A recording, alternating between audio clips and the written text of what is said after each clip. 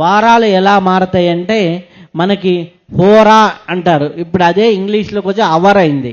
హోరా కాలము అంటారు. ఆ హోరా కాలాన్ని బట్టి మనకి ప్రతి గంటకి ఆ ఓహర మారుతూ ఉంటుంది. ఆ ఓహరను బట్టి ఆదివారం రవి ఓహరతోనే ప్రారంభమవుతుంది, సోమవారం చంద్రహోరతోనే ప్రారంభమవుతుంది. అలా మనకి హోరా దాన్ని బట్టి వారాలు అనేది 7 వారాలే ఉంటాయి. ఏ దేశానికి వెళ్ళినా, ఏ భాషలోకి వెళ్ళినా, ఎక్కడికి వెళ్ళినా వారాలు 7 ఉంటాయి. అలాగే మనకి సూర్యమానాన్ని బట్టి చెప్పే పంచాంగ విధానం ఉంటుంది, చంద్రమానాన్ని బట్టి చెప్పే పంచాంగ విధానం ఉంటుంది. మనకు పాశ్చాత్య సంస్కృతి అంతా కూడా ఎక్కువ సూర్యమానాన్ని ఫాలో అవుతుంటుంది. మనము ఎక్కువగా కూడా దక్షిణ భారతదేశంలోనూ మన భారతదేశంలోనూ ఎక్కువగా చంద్రమానాన్ని ఫాలో అవుతాం. చంద్రమానము అంటే చంద్రుడు సంచారించేది. చంద్రుడు ఒక సర్కిల్ తిరిగి రావడానికి 29.5 రోజు పడుతుంది. సూర్యుడు ఒక సర్కిల్ తిరగడానికి, ఒక స్థానం మార్పు చెందడానికి 30 రోజులు పడుతుంది. ఆ ఒక్క 1.5-2 రోజులు అంటే మనకి ఎట్లా అంటే ఒక సంవత్సర కాలం చంద్రమానం అయితే 354 రోజులు ఉంటుంది. సూర్యమానం అయితే 365 రోజులు ఉంటుంది. ప్రతి 2.5 సంవత్సరాలకి ఒకసారి, ప్రతి 2.5 సంవత్సరానికి ఒకసారి మనకేం జరుగుతుంది, అధిక మాసము అని వస్తుంది. అధిక మాసము అని వచ్చినప్పుడు ఆటోమేటిక్గా ఇక్కడ 12 రోజులు ఏదైతే తక్కువ ఉందో 12 ఒక 6 మొత్తం 30 రోజులు అధిక మాసంలో కవర్ అయిపోతూ ఉంటాయన్నమాట.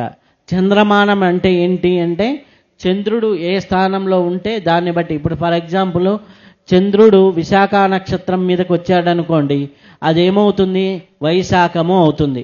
రేపు వచ్చేది ఏంటి, చైత్ర మాసం కదా, రాబోయేది చైత్ర పౌర్ణమి అంటారు. చిత్తా నక్షత్రంలో పౌర్ణమి వచ్చిన నాడును చైత్రము అంటారు. విశాఖ నక్షత్రంలో పౌర్ణమి వస్తే వైశాఖము అంటారు. జ్యేష్ఠ నక్షత్రంలో పౌర్ణమి వస్తే జ్యేష్ఠము అంటారు. ఇట్లా మనకి ఏ నక్షత్రం మీద పౌర్ణమి వస్తుందో ఆ పౌర్ణాన్ని బట్టి మనకి మాసాలు. ఇప్పుడు శ్రవణము ఉంది, శ్రవణ నక్షత్రం మీదకి చంద్రుడు వచ్చిన రోజు ఆటోమేటిక్గా పౌర్ణమి వస్తే అది శ్రవణము అవుతుంది. ఇట్లా మనకి తెలుగు మాసాలు కానివ్వండి, తెలుగు వారాలు కానివ్వండి, తిథులు కానివ్వండి, ప్రతి ఒక్కటి సైంటిఫికల్ ప్రమాణంతోనే ఉంది. చంద్రుడు 12 డిగ్రీలు మారితే తిథి మారుతుంది. చంద్రుడు సంచారం 12 డిగ్రీలు. అలాగే సూర్యమానంలో 30 రోజులు మారుతూ ఉంటే ఒక గడి మారుతూ ఉంటాడు. అట్లా 12 గళ్ళు మారితే ఆటోమేటిక్గా మనకు సంవత్సరము అంటారు. అయితే మనం ఇప్పుడు గోచారంలో ఏం చేస్తాము అంటే మనకు గోచారంలో దిన ఫలితాలని ఉంటాయి, వార ఫలితాలని ఉంటాయి, మాస ఫలితాలని ఉంటాయి, సంవత్సర ఫలితాలని ఉంటాయి. మనకి దిన ఫలితాలు చెప్పేటప్పుడు మనకు ముఖ్యంగా చంద్రుడు 2.5 రోజుకి ఒక్కొక్క రాశి మారుతూ ఉంటాడు. కాబట్టి ఎక్కువ చంద్రుడు స్థానము, చంద్రుడి యొక్క నక్షత్ర సంచారాన్ని బట్టి మనం దిన ఫలితాలు చెప్పుకుంటాం. అలాగే వార ఫలితాలు వచ్చేసరికి కూడా చంద్ర సంచారం ప్రధానంగా ఉంటుంది. మిగిలిన గ్రహాలను కూడా బేస్ చేసుకొని చెప్తాం. అలాగే మాస ఫలితాలు వచ్చేసరికి నెలలో మారేటటువంటి గ్రహాలు, నెలలో లోపల మారేటటువంటి గ్రహాలు ఏమున్నాయి అంటే సూర్యుడు మారతాడు, అలాగే శుక్రుడు మారతాడు. సూర్యుడు, శుక్రుడు, అలాగే 45 రోజులకి ఒకసారి కుజుడు మారతాడు, బుధుడు మారతాడు.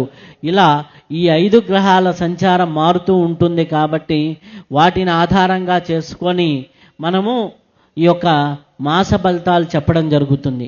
సంవత్సరంలో మారేటటువంటి గ్రహాలు ఏంటి అంటే గురువు సంవత్సరానికి ఒకసారి మారతాడు. గురువు సంవత్సరానికి ఒకసారి సంచారం మారుతాడు. గురువు మారినప్పుడే ఏ అక్షాంశం మీద మారతాడో ఆ అక్షాంశం మీద ఉన్నటువంటి నదికి ఆ సంవత్సరం పుష్కరాలు వస్తాయి. అలా మనకి గంగేచ యమునే చైవ గోదావరి, ఇట్లా మనకి 12 నదులకి 12 పుష్కరాలు రావడం జరుగుతుంది. రాబోయే సంవత్సరం జూలైలో మనకి గోదావరి పుష్కరాలు మనకి ఉన్నాయి. అద్భుతంగా మనకి గోదావరి ఒడ్డున మనం ఉన్నాం కాబట్టి నెక్స్ట్ ఇయర్ అద్భుతంగా గోదావరి పుష్కరాలని 12 రోజులు మనం సద్వినియోగం చేసుకోవచ్చు.